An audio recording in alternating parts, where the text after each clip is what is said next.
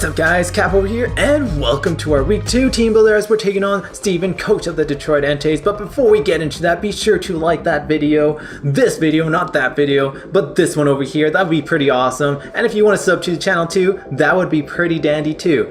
However, I'm pretty hyped about this battle just because he's got a really great team. He's got the likes of Jirachi, Shaman, which we had last season. It did some great work. Tornadus T, Donphan, Tentacruel. Some of those mons I'm really excited to see and go against, especially things like Embor. Embor is a beast against my team because a Choice Bandit Embor does so much damage. However, I kept that in mind and sort of built around it so I can get some momentum out of it. But yeah, well, I'll just explain the team that I have over here and what I prepped for him.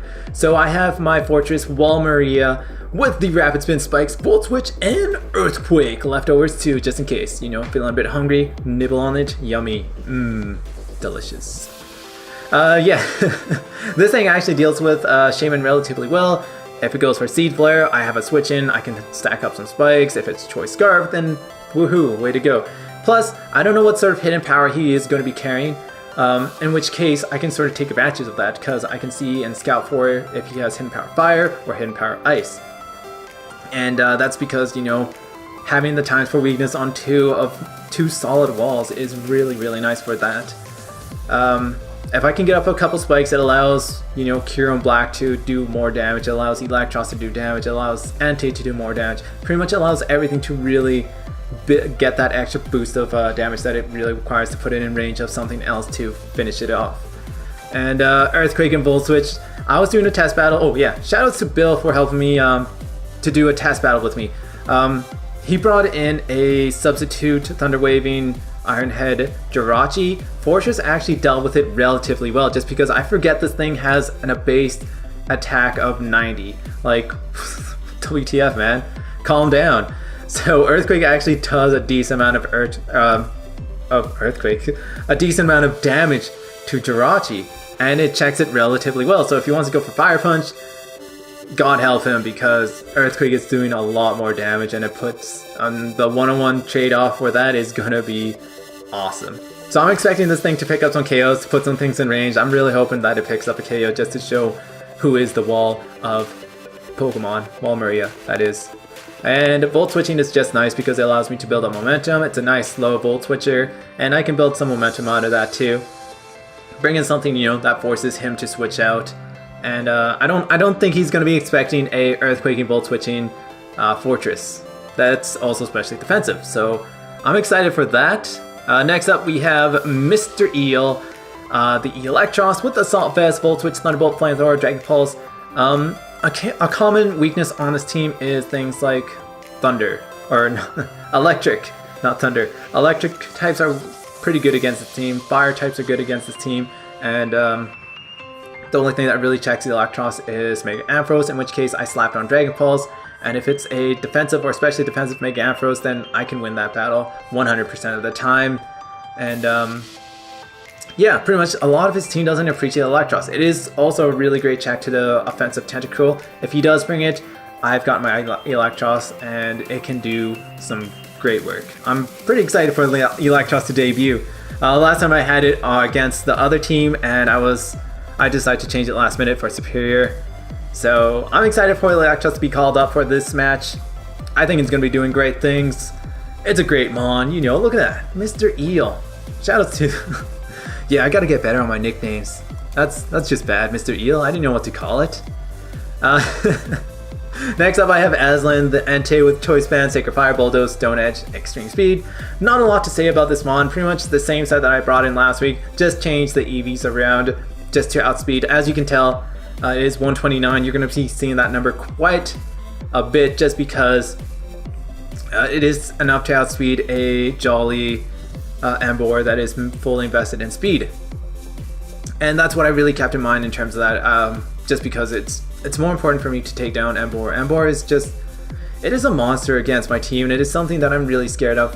While, you know, adding the extra bulk to Entei, 180 HP allows me to take hits from Tornadus and Jirachi, and pretty much allows me to do so much damage to his team. Not a lot of things on his team appreciate Sacred Fire. And if it comes down to, you know, making the right prediction, I can click Stone Edge and potentially take out Togetic or Tornadus T. I believe Togetic is the one thing that can take a Sacred Fire, and so is Donphan, but Donphan doesn't want to come into a Sacred Fire that could potentially burn it. That's a 50% chance of burning. I believe that is a 50% chance. Yeah, 50% chance to burn. That is something not a Donphan wants to take on unless if it's a Lumberry. So that's a chance I'm willing to take, even if it is Rocky Helmet, which I'm totally happy and I'm cool with it. Next up we have is the Vaporeon, who has Leftovers, Water Absorber, Scald, Heal Bell, Ice Beam, and Wish. Once again, another check to the Tentacruel allows me to have some Cleric support, and this is just such a good mon to have on a team just because of the Wish support that it provides. As you can tell, Aslan, Mr. Eel, El Capitan, even Walmaria, they all appreciate Wish passing on this team, and it's just so great to see Vaporeon being that team player. Really stepped up in the locker room. Was just like, you know what, I can help you guys. I can do stuff. I also decided to add some, as you can tell, some special attack and made it modest, just so it can break a especially defensive Jirachi, so it doesn't sit there and, you know, Scald, doesn't break the sub. This allows it to break the sub, so I was really scared of that. I wanted to make sure I could break that sub, and it's something that I was really aware of when I was building this team. Scald and Ice Beam is just two great moves to have on this against this team. Jirachi doesn't appreciate. Shaman, I can click Ice Beam to make a prediction. Emboar doesn't appreciate it, and Donphan doesn't appreciate it. So it's just a great mon to bring in. The Witch support is so good. Spiritomb doesn't. I'm not too worried about Spiritomb just because my team doesn't really have a lot to worry about it. Next up, we have Gliscor, the Count, changing its name from Von Count. Because, you know, that doesn't make sense. We had to change it to the Count. Shout out to Sesame Street. Toxic Ore, Poison Heal, Earthquake, Protect, Knockoff, Stealth Rocks. Pretty much just the standard defensive set. With enough speed. Oh, that's my cell phone. With enough speed to outspeed, once again, 129, the Emboar. If it's Choice Scarf Emboar, I will know. If it's Choice Bandit, I will definitely know, and I will click Earthquake. That will be the fastest Earthquake I click. And, yeah, it's pretty much, if it's Choice Scarf, it will do below 50%, and I'll be back at enough HP to take another one, and I will be able to KO it. So it's actually just a win-win for me. I can just click Knock Off and knock off its item, and then click Earthquake.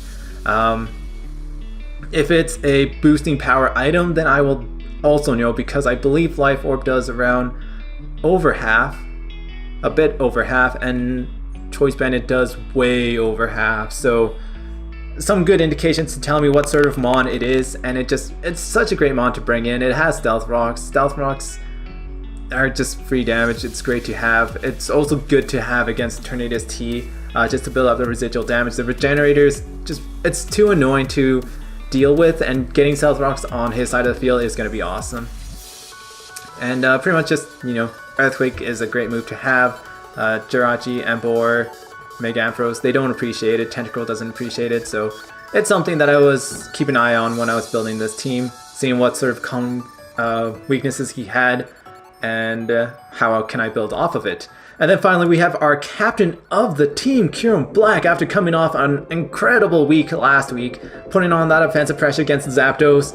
It was just, it was a piece of art. It was beautiful. It was nice. This time we're putting an Assault Vest on it, slapping the Earth Power, Fusion Bolt, Ice Beam, and Draco Meteor. And once again, this thing is mild, not to take on defensive mons.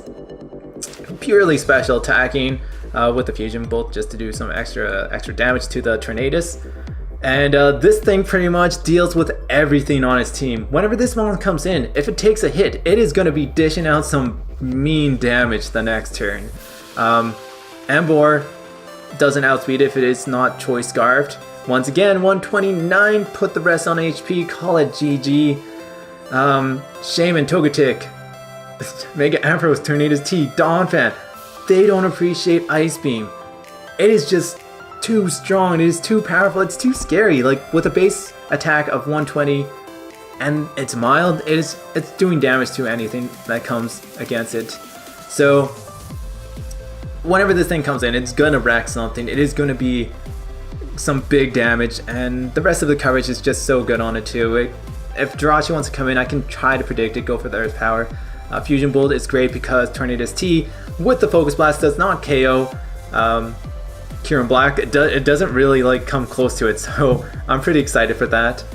And if it's Superpower, then you know what, that's pretty good. If that's pretty good, I have things to check it and to really consider of, like, you know, to scout out for it. So if he wants to collect Superpower, I can just scout out right away, go into the count, go into Wall Maria, try to take the hit, and really examine what sort of damage he wants to do.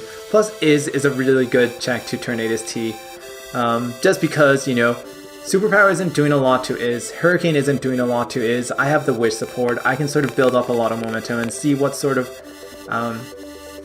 variant he's bringing up Tornadus T. So we're not bringing a quick team this week just because I didn't, you know, his speed doesn't really affect my team in terms of he can take advantage, he can build momentum.